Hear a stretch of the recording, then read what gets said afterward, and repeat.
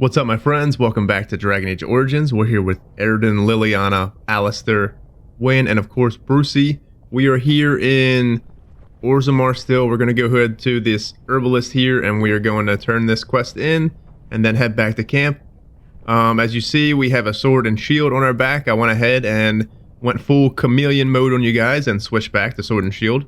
I want to give it another go. We indeed use the two-handed warrior, and we've pretty much seen every single ability, and I almost want to say endgame build with a two-handed warrior pretty much. And I would like to go back to the sword and shield and see if we can test these abilities out as well, because we still need to get maybe one more. I think I need to get assault. Let's look at the abilities. So we still need to get assault here. We get that, it will round this build out to where we have everything, and I want to give it another go. I want to see if we can do it. I want to see if we can make it viable and fun. Of course, I know it's viable, obviously, but I want to see if we can make it fun, and I want to see if Aroden can hold all the damn aggro correctly and do it. I also went ahead and did, you know, I got the Grey Warden longsword and the shield, and this shield right here, it says increases hostility, so that is going to be good. This is literally the set. I don't know what the set bonus is, obviously, but this is the whole Grey Wardens of Ferelden set. So what I did was, I put 15 physical resistance inside of our weapon, and I may put one more if we find it in our travels. Because the more physical resistance we have, the better we are at resisting stuns. So the one thing we're going to miss from being a two-handed warrior, obviously, is indomitable. But I feel like if we put enough physical resistance in our gear, we can pretty much resist stun anyway. And I know shield wall makes it to where we can't get knocked down anyway. We can still get stunned, but technically, if we put enough physical resistance stuff in our gear, we should be fine. But anyways, I'm done blabbing. Here we are on Sword and Shield again. Deal with it, friends. I'm chameleon mode on it, you know me. We'll definitely have fun with it. That's the whole thing going on here. I want to have fun with a Sword and Shield build. This was my whole idea of going into this game, and I feel like I gave up too quick on it. So we're gonna try it. And if it's not technically as good as what we think, as good as what I think it can be, then I'll switch back. So anyways, let's go ahead and talk to him. I got the potion, I got a bunch of other stuff, which I'll tell you in a second, so let's just go ahead and talk. Any luck, Warden? She doesn't have much time. There's nothing I can do but wait. It's all but inevitable. Okay. You cured the poisoned dwarven noble. Alright, friends. We cured her. Little anticlimactic, but I actually thought it was going to be more. She'll be up and around in no time. Thanks to you. Okay, I also sold, I went to Soldier's Peak. I got almost 500 gold now. I sold some of the DLC items. I went ahead and bought Antral's Blessing, which will be a huge help, I think. And when I was there, I also dealt with the whole situation with Kaelin's armor thing. It just randomly, you know, when I went into my inventory, it kind of randomly just updated the quest. So now it's good. But let's look at the journal before we head out. Because the very next thing we will do, indeed, is the Urn of Sacred Ashes. We're going to have to try to go to Redcliffe, or not Redcliffe, we're going to have to try to go to Denerim. So, going to be interesting. And everything else we did touch base with already. So let's go ahead and head back to camp and talk to people.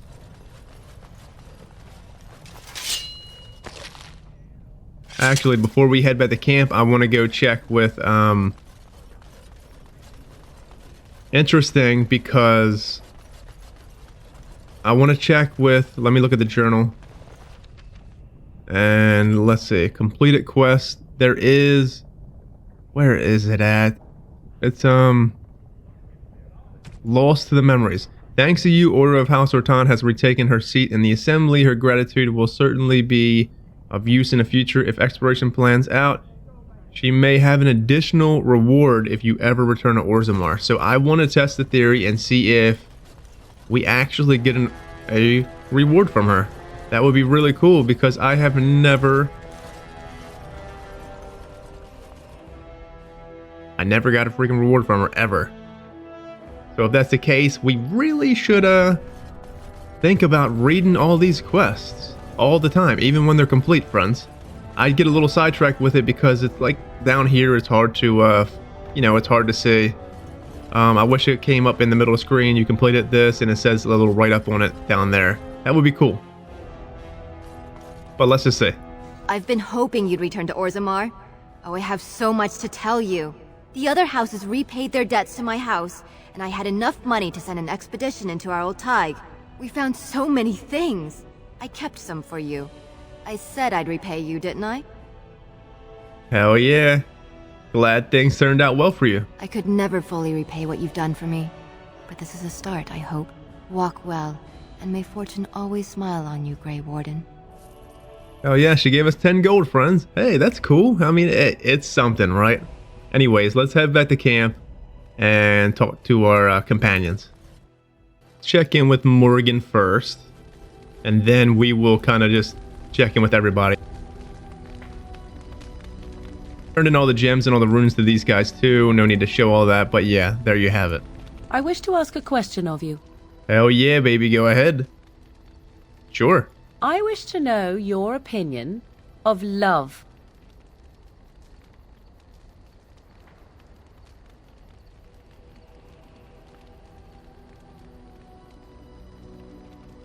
My opinion? You and I have been intimate, for one. We have been close for some time now. You are impressive in many ways, and you even protected me from Flemeth without hope of reward. I feel anxious when I look upon you. I dislike this sense of dependency. 'Tis a weakness I abhor. If this is love, I wish to ascertain that you do not feel the same.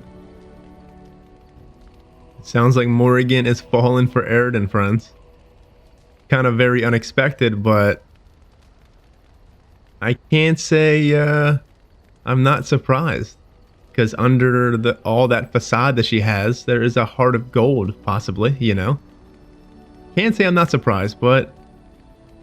And if I do love you, Morrigan. Then we are both fools, and we need to do something immediately. I have allowed myself to become too close. This is a weakness for us both.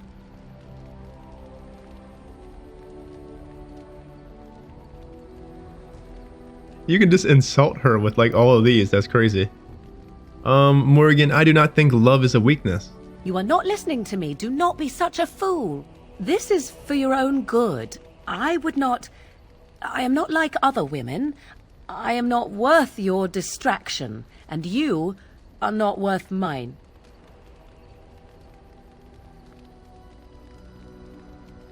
I believe you are worth my distraction, Morrigan. You are impossible. Have it your way, but I will tell you truly now. You will regret it in the end. Morrigan approves, +2 friends. So Morrigan and a heart of gold, I feel like she could possibly have something under that rough facade that she has going on. You know, she's tough, she's rough, she kind of comes off as standoffish to people. But I feel like she could have something under there, obviously. Your desire?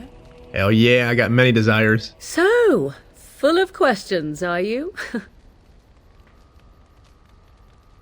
Flemeth is dead. What now? Now I have enough time to study Mother's grimoire to find a way to prevent her from stealing my body in the future. For she will be back. One day, I have no doubt of that. And if I cannot protect myself, one day I will track her down again in whatever body she inhabits, and she will die again and again if need be. But there is no need to think of such things now. I have you to thank for saving me, so let us return to the task of dealing with the Darkspawn, no?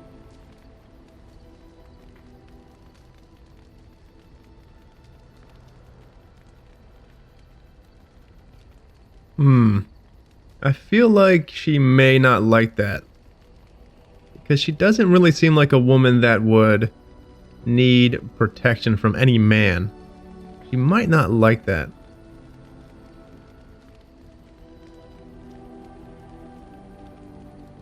I mean, I kind of want to say it because, like, I just kind of want to rephrase it a little bit. Like, I was thinking more about what now between us. I like that too. But Aroden would feel like, not like smother her type of protection in a bad way. But I kind of want to say this because this is closer to what I feel. But not fully. Like, she doesn't need protection, obviously, but I guess we should say it. I will always protect you, Morrigan. You should not be so... You have no idea what will happen in days to come to make such promises. Let us go.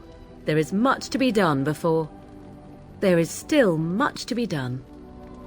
She's getting flustered, my friends. Okay, well, since we're on a Morrigan binge here, let's go ahead and give her the goods. We do indeed have a mirror for her, which is cool. Is it the golden mirror?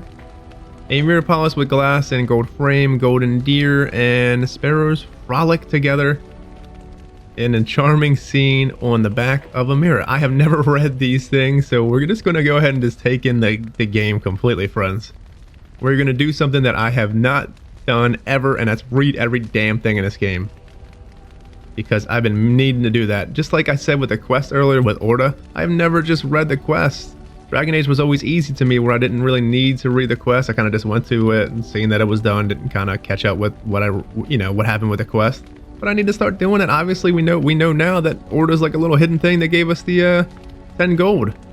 So anyways, let's go ahead and give her the golden mirror, shall we? What have you there? A mirror? It is... just the same as the mirror which Flemeth smashed on the ground so long ago. It is incredible that you found one so like it. I am uncertain what to say. You must wish something in return, certainly. It's a simple present for a beautiful woman, Morrigan. I have never received a gift. Not one that did not also come with a price attached. Perhaps there is a price to pay yet, hmm? If so, 'tis deserved. Thank you. Truly. Cool, friends. That's awesome. Now Morrigan can check out her pretty self all the time in the tent because she probably won't be seen with that mirror. You know her. She'll go into the tent and then she'll, look in the mirror, put her purple makeup on or whatever the hell she's got going on. Raven's blood or whatever she puts on her face. Anyways, let's talk to Shale. Shale of House Kadash. Is that who I once was? I find this difficult to believe.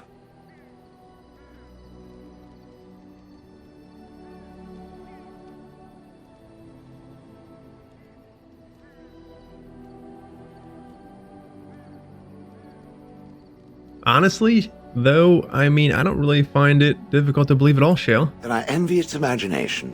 If I was this Shale of House Kadash, as Aroden said, there must be some evidence of my existence remaining. I must find it.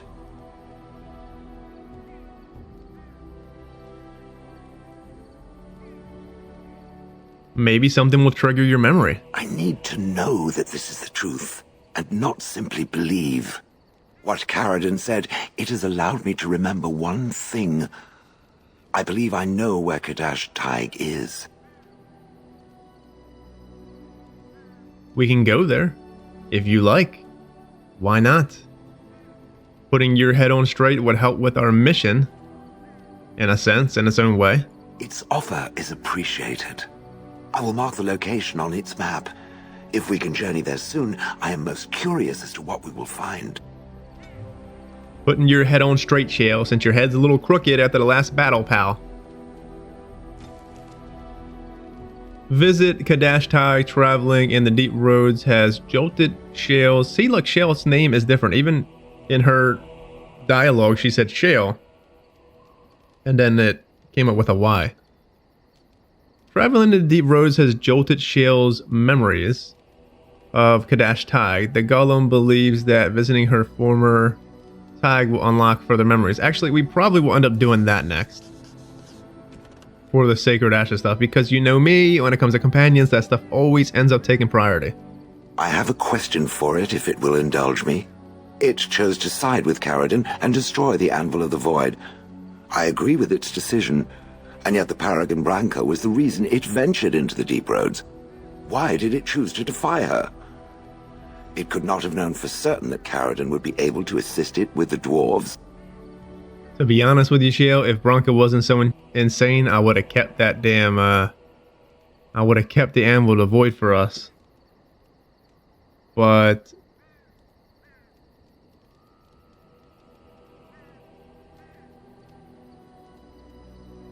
I mean, I want to say that you believed in Caradon, I wasn't going to let you down, but that honestly was not the reason, and I'd be lying to Shale and going outside of RP here to scum approval. So at the time, it was kind of, I guess I was willing to risk it, friends, to see if we can keep getting the dwarves on our side. I felt like if Branca would have took over the Anvil, it would have been for worse.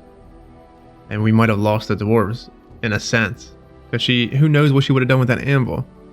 So, I mean, I was willing to risk it. It was the right thing to do, Shale. That was quite the risk. I am pleased that it worked as it did. At any rate, I wanted to thank it. It gave Caradon the end he wanted, and I'm pleased to have been a part of it. I will have to think on Caradon's words to me. It was a great deal to absorb, but for now, let us go on. Hell yes, Shale. Let's go smash something in the paste and this, that, and the other, whatever you like doing. Let's keep expending some of Shale's stuff. It speaks. It doesn't have better things to do. Well, we got all this stuff still. Sheesh, we still got stuff from Hanleth to expend. Let's ask them this first. So you're female. I had no idea, Shale. I did not think it needed to be said. It has never told me what gender it is, has it? I am a male indeed, Shale. Good for it. I am sure that to other creatures as soft and weak as itself, that would be perfectly obvious. The truth is that whatever gender I was is irrelevant now. I am a golem. I have no gender. It will not become an issue.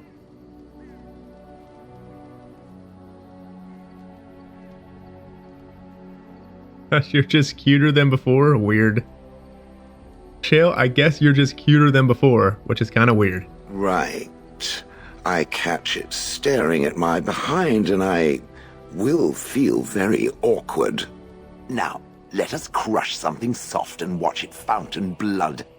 That is a girlish thing to want to do, yes? Indeed. Have you seen all the other women that travel around with us? They indeed like blood, Shale.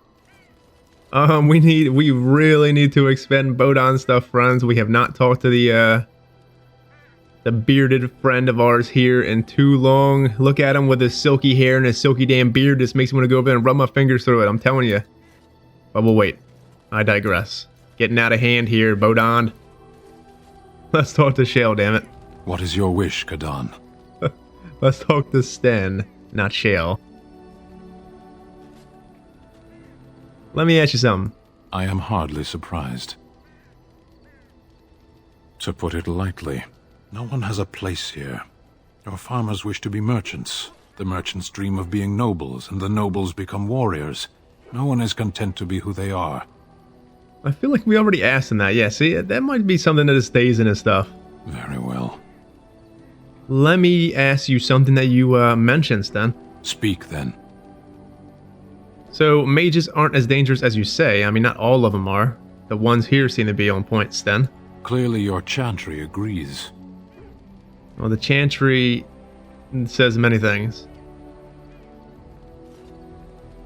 You know, the chantry still thinks magic is useful, though. As do the Kunari. We simply treat it as it deserves.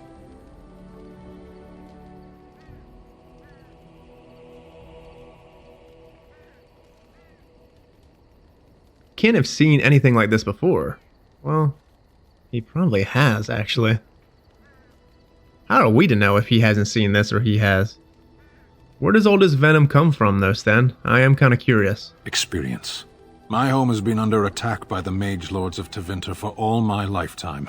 I have seen what magic is and what it does. There is no use talking of this. We should move on. All right, Stan. As you wish.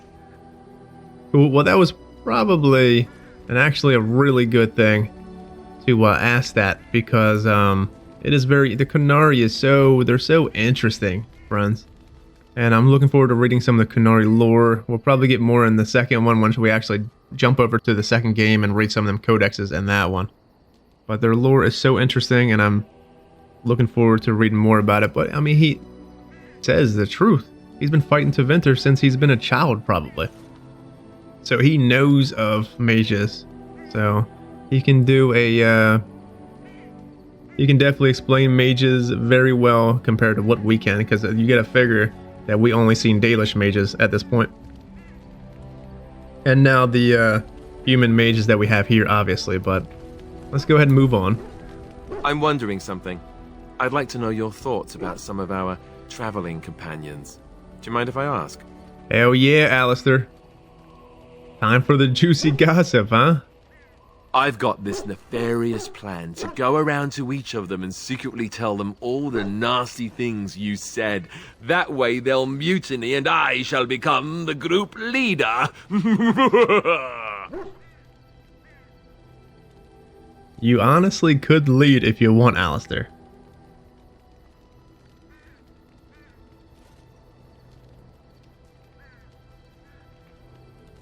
You can lead if you want. You don't even have to ask. You are the senior Grey Warden here. What? Lead? Me? No leading. Bad things happen when I lead. We get lost, people die, and the next thing you know I'm stranded somewhere without any pants. Seriously though, I'm only curious. I've had enough time to form my own opinions, and I just want to see if yours are any different. Well, you can ask me, but only if you tell me your opinion as well, my friend. Just try and stop me. Let's see, where should I begin? How about Ogren? You must have an opinion on the smell, at the very least. Ogren's smell freaking kills plants when he walks by it, friend. But honestly, I actually kind of rather like him. Oddly. I would too if he could stick to the ribald stories and not so much with the belching and projectile vomiting. How he lifts his sword is a bit of a mystery. Though I suppose the point is that he does lift it. And so long as we can point him in the right direction, he charges too. He has gusto, I'll give him that. Zevran, the elf. You can't trust him, can you? Do you believe his so-called vow? I actually do believe Zevran's vow, Alistair. And if that ever comes up to where he tries to assassinate us again, we'll honestly just kill him. We just need to stay on guard. Really? Why? That's a lot of trust to put in someone who tried to kill you. Sometimes, Alistair, our enemies become best friends. What's the saying, friends? Some of your best friends were once enemies, so it's worth giving him a try. I'm willing to give him a chance, Alistair, and so should you. Well, if you are, then maybe I should too. But that doesn't mean I won't keep an eye on him. He's just too shifty. What about Sten? The way he looks at me with those eyes. Creepy. And he's so quiet for someone so big. You know what is crazy about Sten, Alistair? He did what he did, which is terrible, and I don't condone it whatsoever. I actually hate what he did. But I oddly respect the man. Weird.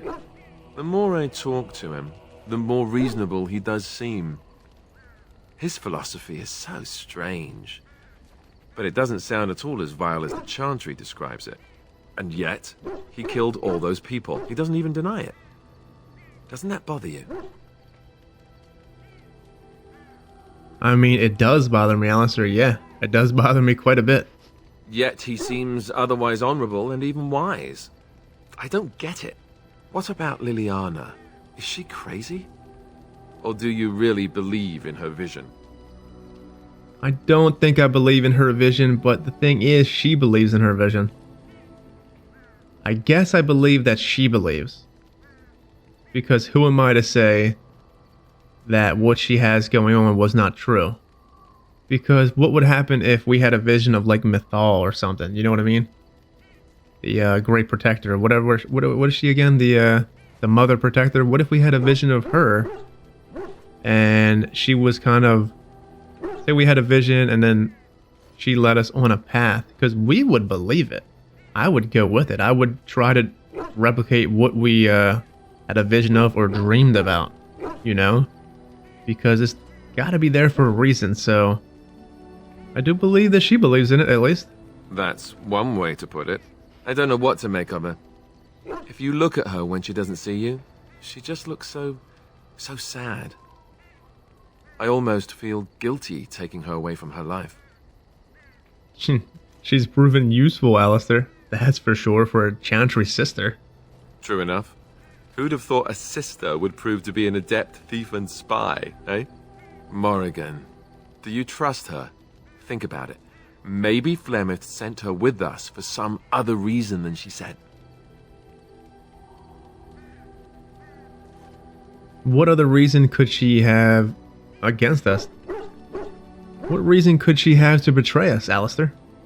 Hello? Have you met her? I think she'd need a reason not to betray us.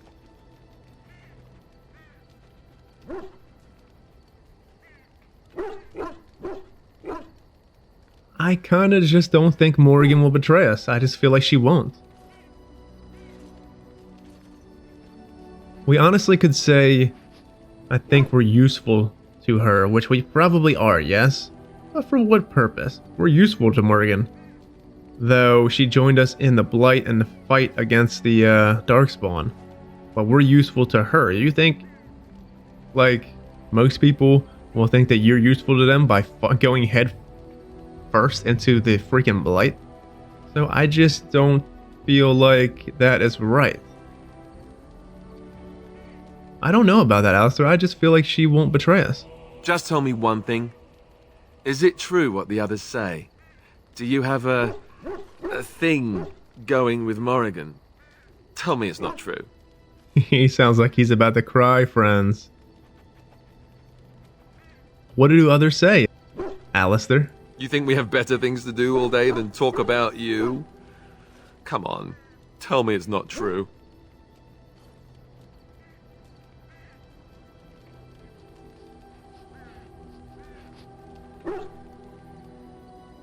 It's definitely true, Alistair, so what? Great. So they were right. Well, it's your funeral. Enough. I think my curiosity is sated. Let's get back to it, shall we? Hell yeah, Alistair. You got anything going on, bud? Something on your mind? Got anything else? Of course. So we could ask him about the Grey Wardens, but I feel like we already did. Why did you keep your birthright secret, Alistair? You never asked?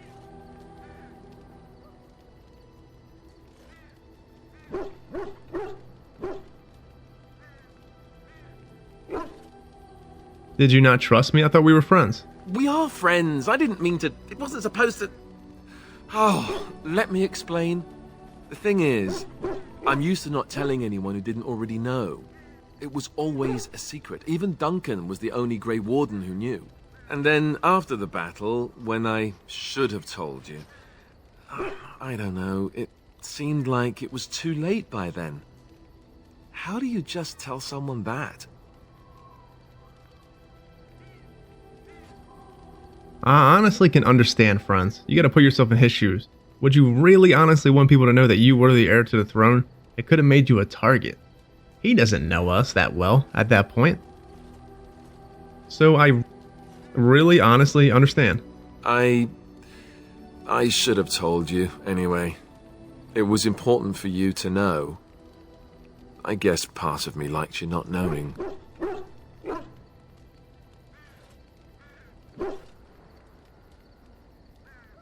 Why? What happens when people find out about it, Alistair? They treat me differently. I become the bastard prince to them, instead of just Alistair. I know that must sound stupid to you, but I hate that it shaped my entire life. I never wanted it, and I certainly don't want to be king. The very idea of it terrifies me. You gotta understand where he's coming from, friends, because it seems like Alistair indeed wants people to like him for who he is, not for who he is, actually. Like, he's hiding the fact that he is the heir to the throne because he wants people to like him for who he truly is. If that makes sense. Like, he's truly king, yes, but he wants to hide it, so when he meets the people, they actually like him or dislike him for who he is, not who he fully is. If that makes sense. So I really understand.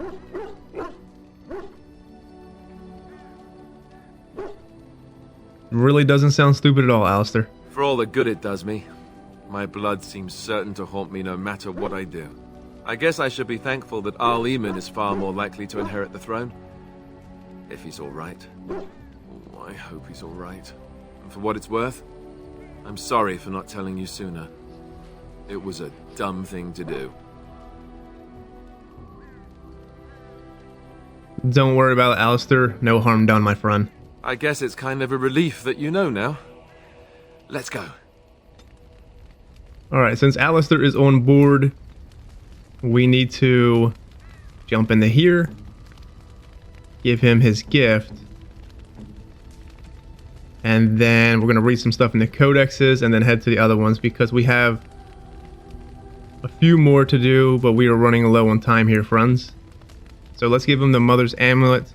Silver.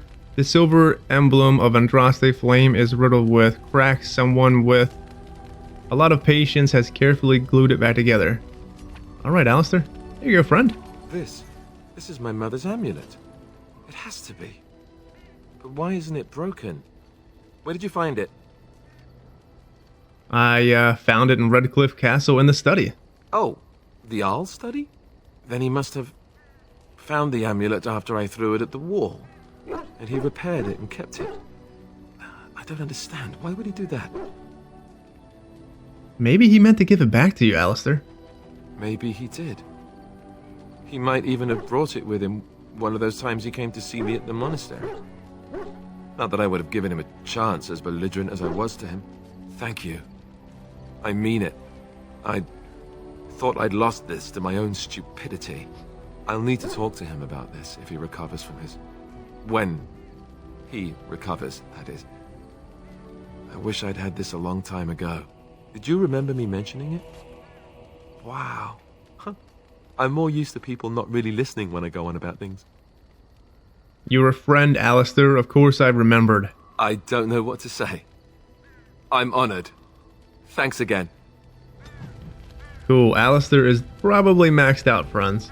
Alright, well, we got Liliana, Algren, Wynn, and Zevron still, and we will tackle them next episode.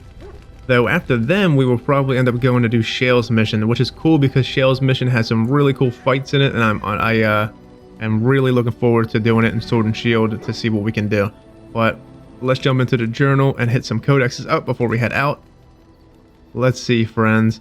The Fraternity of Enchanters. What are the other ones? Did we do all these? Let's see.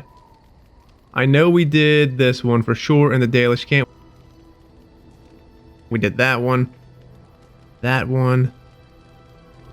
I don't know if we did the A&R and the Rite of Annulment, which we probably did at some point. I don't know. I really just need to go back and see if it's possible to find out if I did these or when I did them. But anyways, the Fraternity of Enchanters. Another aspect of this circle life is a fraternity. When a mage becomes an enchanter, he may ally himself with a fraternity. These are cliques that cross circle boundaries, mages of common interest and goals who band together to ensure that their voice is heard within the College of Magi in Cumberland. The largest fraternities currently are the Loyalists, who advocate loyalty and obedience to the Chantry, the Equitarians, who advocate temperance and follow a distinct code of conduct which they believe all mages should hold themselves to, the Libertarians, a growing fraternity publicly maintaining greater power for the circles but secretly advocating a complete split from the Chantry. A dangerous opinion naturally. The Isolationists, a small group of advocates withdrawing to remote territories in order to avoid conflict with general populace. The Lucretians, who maintain the circle must do what is profitable first and foremost. They prioritize the acclamation of wealth with the gaining of political influence a close second. So far, the alliance between the Loyalists and the Equitarians have prevented the Libertarians from gaining much headway, but there are signs that Equitarians may throw their support in with Libertarians. If that happens, many mages predict will come to civil war among the circles. Obviously, let's see, which one do I mostly feel like I am? I would like to believe that I'm more in the lines of Loyalist mixed with, well, hold on. I'm not really bending obedience to the Chantry. Maybe Equitarian with... See, I don't want the circles to end. I don't feel like the circles should end, but I feel like they need to be reformed. I've said it many times that I feel like the circles have a place. I just feel like they need to be reformed a bit. So I am more or less Equitarian mixed with a little bit of Libertarian and a little bit of Loyalist, I guess. It's like we need to make the circle a place of learning.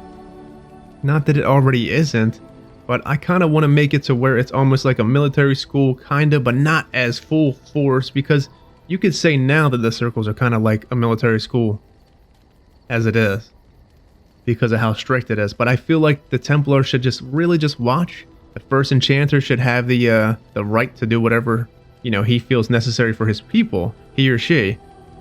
You know, say a mage has done good and a mage wants to go see his family, go ahead, you know, ask the first enchanter, and then boom, you can go out there and see your family and then come back to the circle. I feel like it shouldn't be a jail for these mages. Make it nice for them, make it comfortable, and I feel like the mages will ease into their studies and be more responsible than wanting to snap their fingers and blow everything the hell up. You know? I feel like that just needs to be reformed, and it's obviously hard, I'm sure, you know, to even want to do that for some people in Thedas, but I feel like it should. I feel like it has to be. It has to change. But it still needs to be there, but it just has to change a little bit, you know? Anyways, let's do the hierarchy of the circle. It is no simple matter safeguarding ordinary men from mages and mages from themselves. Each circle tower must have some measure of self-government, for it is ever the Maker's will that men be given the power to take responsibility for our own actions, to sin and fail, as well as to achieve the highest grace and glory on our own strength. Who will be tasked with the protection of the circle must be aware of its workings. The first enchanter is the heart of any circle. He will determine the course of the circle will take. See, that's exactly what I was just meaning. It's like this. It's supposed to be like that, but it's not practiced like that, literally. It's almost like the Templars are the strong arm of the circle, and they're be all and end all of the circle, and that's not how it should be. Anyways, he will determine the course of the circle will take. He will choose which apprentices may be tested and made full mages, and will work most closely with him. Assisting the first enchanter will be the senior enchanters, a small council of the most trusted and experienced magi in the tower. From this group, the next first enchanter is always chosen. Beneath the council are the enchanters. There are the teachers and mentors of the circle, and must get to know them in order to keep your fingers on the pulse of the circle. For the enchanters will always know what is happening among the children. All those who have passed their harrowing but have not taken apprentices as mages, this is where most trouble in the circles lie, in the idleness and inexperience of youth. The untested apprentices are the most numerous denizens of any tower, but they more often pose threats to themselves due to their lack of training than to anyone else. So that is indeed very interesting, because like I said, it's like the first enchanters in these circles. You would think that this is how it's supposed to be, but it is not how it is. At least in the circles that we come into contact with here in Dragon Age as a whole. It's kind of just not like that. It's like the first enchanters are literally nothing compared to the Knight Commander of the circle. So, like I said, it just needs to change, but in a good way, not too much in a bad way. Or you can't just leave it how it is, because if they leave it how it is, how it's going to be Mage, Templar, the Templars are the jailers, kinda. Obviously, something's gonna happen to where the circles will eventually rebel, friends. That's just how it will be. So, interesting wrinkle between the circle and the Templars. Let's just hope one day it will change, or if we can help assist them in the change. But we have a few more, obviously. We'll do that next time. Let's go ahead and look at the journal fully, though, because like I said, we are doing Shale's visit to Kadash Tig next if we can, which I'm sure we probably will. We just need to touch base with a few more people here. Anyways, friends, I'm out of here. Take it easy. Have a good one. As always, stay safe out there. See you next time.